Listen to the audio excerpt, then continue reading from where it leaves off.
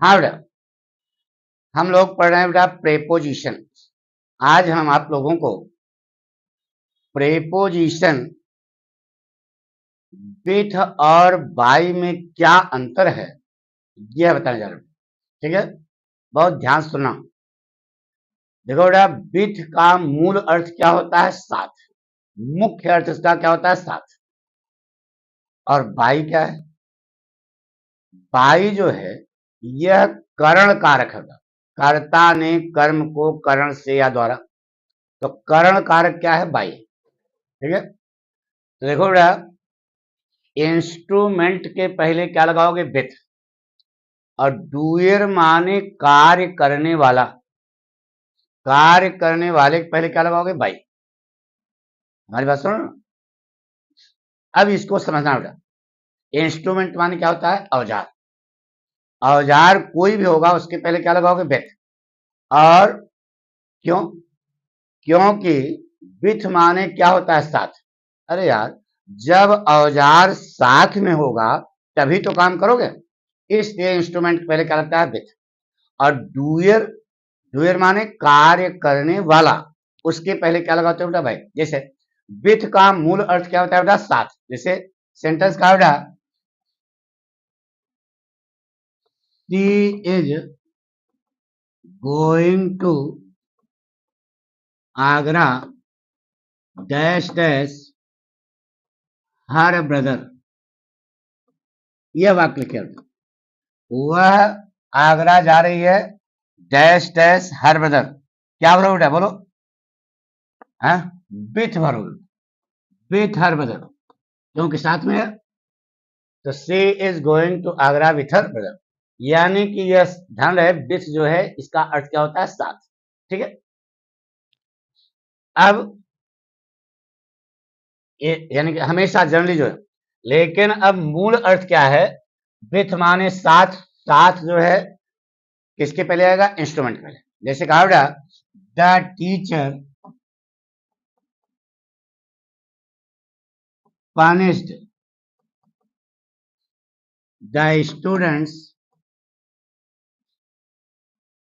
dash dash a stick।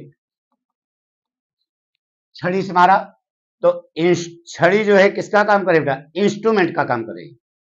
यानी कि अध्यापक ने छड़ी से विद्यार्थियों को पीटा, तो छड़ी साथ में है ना, साथ में है, इसलिए क्या लगाओ बेटा? विथ लगाओगे।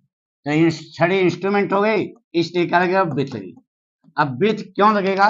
छड़ी यहां रखी है, अध्यापक यहां है, विद्यार्थी यहां है, तो छड़ी अपने आप कूद के थोड़े मारेगी। यानी जब छड़ी साथ में होगी तब जाकर के वो मारेगी। ठीक है, से कहा बेटा, पूरी बात सुनो ना। She cut her finger dash dash a knife. Knife माने चाकू, उसने अंगुली काट डाली। ठीक है, अब किससे काटी? नाइफ से। तो नाइफ जो है क्या है? वहां पर इंस्ट्रूमेंट है। इंस्ट्रूमेंट है, क्या लगाओ बेटा? बोलो। विथ लगाओगे। क्या लगाओगे? विथ। यहां पर विथ जो है सही। हमारे कहने का मतलब यह है, जैसे कहा बेटा, he killed A tiger dash dash hedge sword. अब बताइए, तलवार साथ में होगी तब तो मारोगे ना। तो he killed A tiger with his sword, किससे लगे बेटा? विथ लगेगा।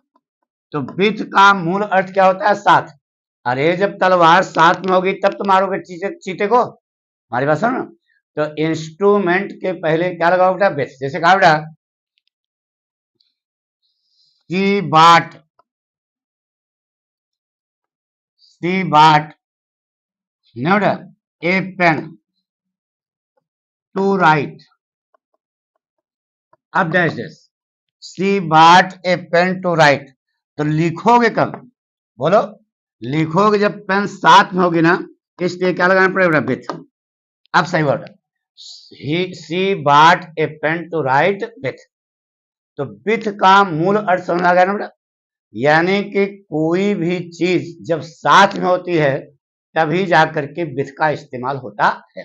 ठीक है, तो वहां हमको रटा दिया जाता है कि इंस्ट्रूमेंट के पहले क्या लगाएंगे, विथ लगाएंगे। क्यों लगाएंगे समझ में आ रहा, क्योंकि विथ का तो मूल अर्थ क्या होता है, साथ। तो इंस्ट्रूमेंट जब साथ में होगा तभी तो जा करके आप, पूरी बात समझ आ गई होगी पक्का। चलें अब देखो बेटा, हम आपको बाई के बारे में बता रहे हैं, नहीं विथ वाला पॉइंट क्लियर हो गया ना, good.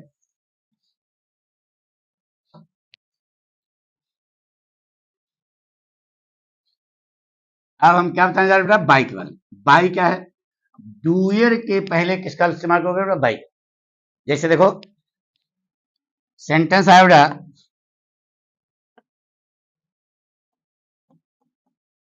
A letter was written dash dash Ravi. एक पत्र रवि के, अब बाई क्या है, बाई जो है बेटा कर्ता ने कर्म को करण से या द्वारा, करण कारक। तो डूयर के पहले क्या लगाते हो भाई, ए लेटर वाज रिटन, बोलो बाय रवि, यहां पर बाय लगे, ठीक है। जैसे कहा बेटा,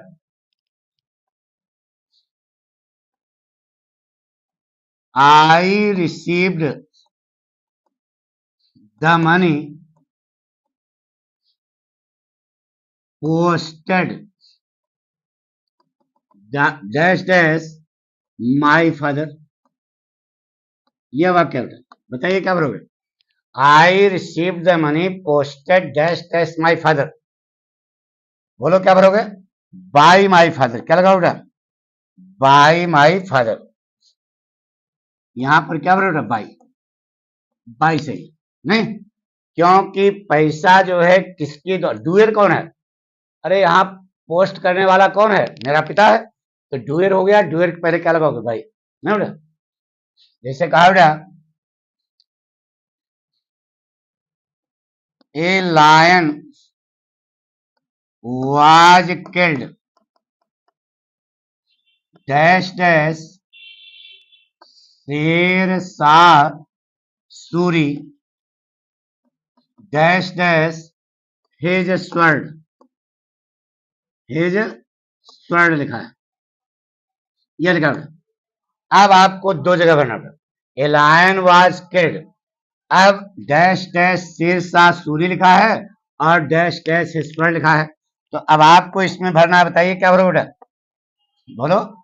ए लायन वाज किल्ड, डूयर कौन है, शेर शाह सूरी, क्या लगाओगे बाई, और हिज स्वर्ड यह इंस्ट्रूमेंट है, क्या लगाओगे बेटा, विथ। नहीं समझे, यहां पर विथ सही है और यहां पर बाई सही। कभी कभी ऐसा वाक्य था बेटा, a lion was killed by Sher Shah Suri with his gun, नहीं बेटा। तो ये डूयर हुआ, इसके पहले क्या लगाया, बाई, यह इंस्ट्रूमेंट है, इसके पहले क्या लगाया, विथ। तो बाई जो है वह डूयर के पहले आता है, ठीक है। जैसे कहा बेटा, सी गॉट द चेयर्स, ना बेटा, repaired, repaired dash dash a carpenter, बोलो क्या बोलो बेटा, she got the chairs repaired dash dash a carpenter.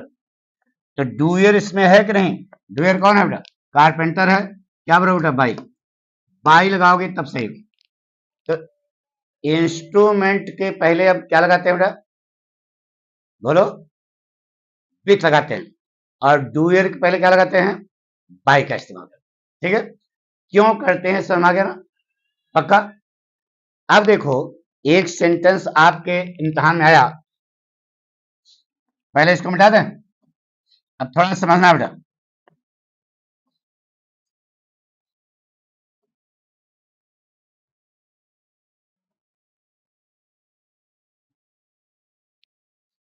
एक सेंटेंस आया,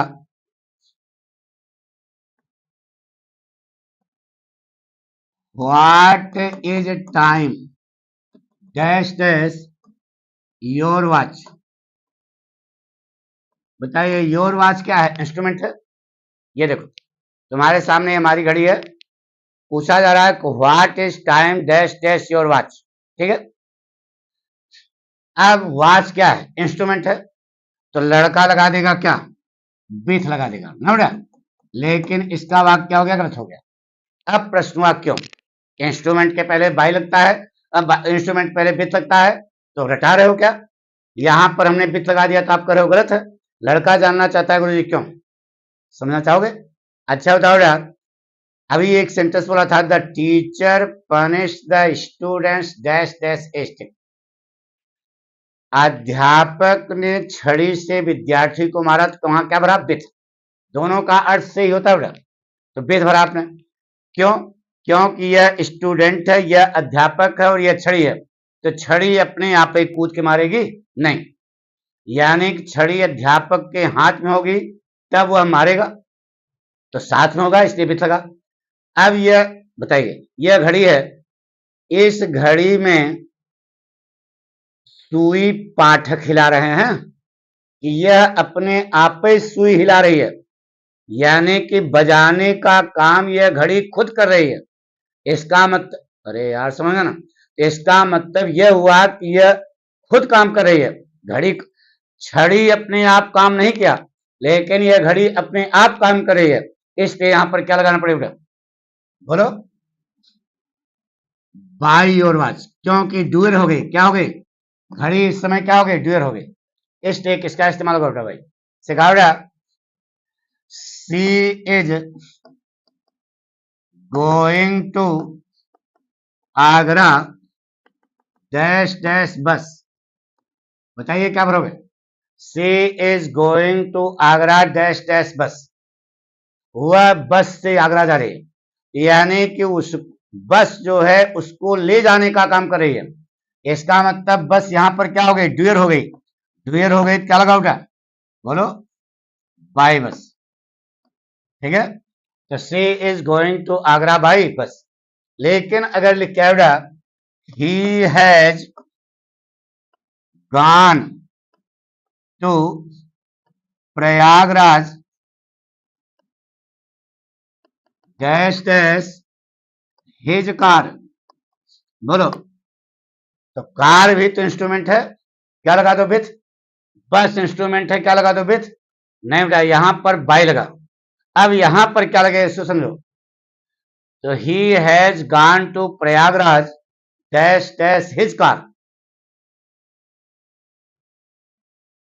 अब समझो ध्यान से, अगर किराए की बस होगी, किराए की कार होगी, किराए वाली ट्रेन होगी, किराए वाला हवाई जहाज होगा, तो by car, by train, by bus, समझे? बाई एरोप्लेन, आई बस हो ना, तब बाई लगेगा, क्योंकि आपको वह केवल ले जाने का काम करेगी। ठीक है, उसके बाद या तो आगे चली जाएगी या फिर वापस आ जाएगी। अब आप अपनी कार से प्रयागराज जा रहे हो, हिज कार है ना बेटा, तो कार आपके साथ में रहेगी। कार आपके, अरे यार अपनी कार से जा रहे हो तो कार आपके आपके पास ही तो रहेगी ना, तो इसका मतलब बिथ लगेगा? नहीं बेटा, बिथ नहीं लगेगा। अब बताइए, कार इसे हाथ में लटका करके चलोगे हैं कि कार के अंदर बैठ चलोगे? तो कार के अंदर यहां होगा, इसलिए यहां पर क्या लगेगा बेटा? इन लगेगा। इन हिज कार, इन में बिथ का भाव है। अरे जब इन में रहोगे तो कार तो अपने आप ही साथ रहेगी, तो अपनी कार होगी, अपना प्राइवेट हवाई जहाज होगा, तो उसके पहले क्या लगा बेटा? इन। लेकिन अगर किराए वाली होगी तो उसके लिए क्या लगा बेटा? बाई। इतनी बात समझ आ गई? एक पॉइंट और समझा दे बेटा, इतनी बात समझ आ गई? देखिए बेटा, बाई का और भी प्रयोग है, उसको अब समझा देते बेटा। बहरहाल बाई जो है कौन सा कारक है बता दिया, बाई जो है कर्ण कारक है, उसके लिए इस्तेमाल होता है बेटा।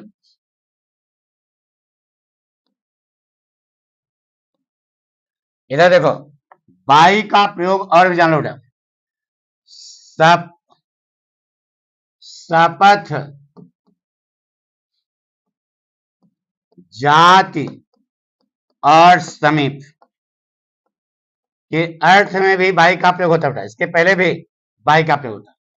शपथ, जाति और समीप के अर्थ में बाई का प्रयोग होता है।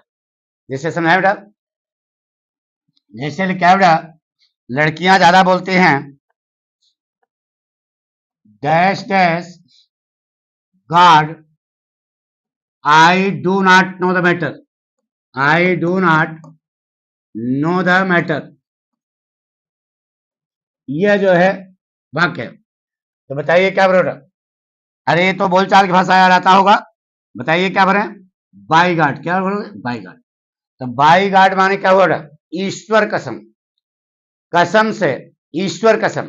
तो बाई गार्ड माने ईश्वर कसम। तो बाई फादर माने कसम पैदा करने वाले की, नहीं समझे? अरे भाई फादर, भाई मदर। तो ये कसम से यानी कि शपथ के लिए भी हम इसका इस्तेमाल करते हैं, बाई का प्रयोग करते हैं। जात के मामले में भी बाई का प्रयोग होता है। जिससे कहा बेटा,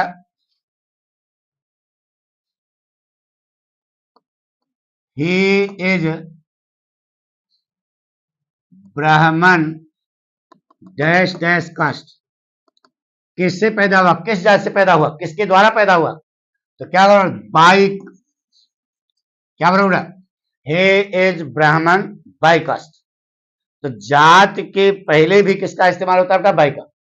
by, Brahmin by caste, Kshatriya by caste, नहीं बेटा? तो बाई का प्रयोग होता है जात के पहले भी। अब आया समीप में, जैसे कहा बेटा, ही is going to,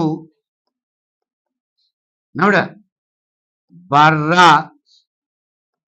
dash dash pass, he is going to Barra bypass. तो वह बर्रा बाईपास, बर्रा माने बर्रा, बाई माने समीप, और पास माने रास्ता। वह बर्रा के समीप का रास्ता जो है वहां जा रहा है। इसका मतलब बाई जो है यह समीप के अर्थ में जाता है। अब समीप का अर्थ केवल दूरी से नहीं, कहते ना बर्रा बाईपास, नौबस्ता बाईपास, या she is sitting dash dash her baby, क्या बरोबर? She is sitting by her baby, वह अपने बच्ची के पास बैठी है बेटा। तो बाई जो है इसका अर्थ क्या होता है? समीप के अर्थ में था। अब दूरी के अर्थ में ही नहीं, समय के अर्थ में। जैसा कहा बेटा, he will come back from Agra dash dash 10 o'clock,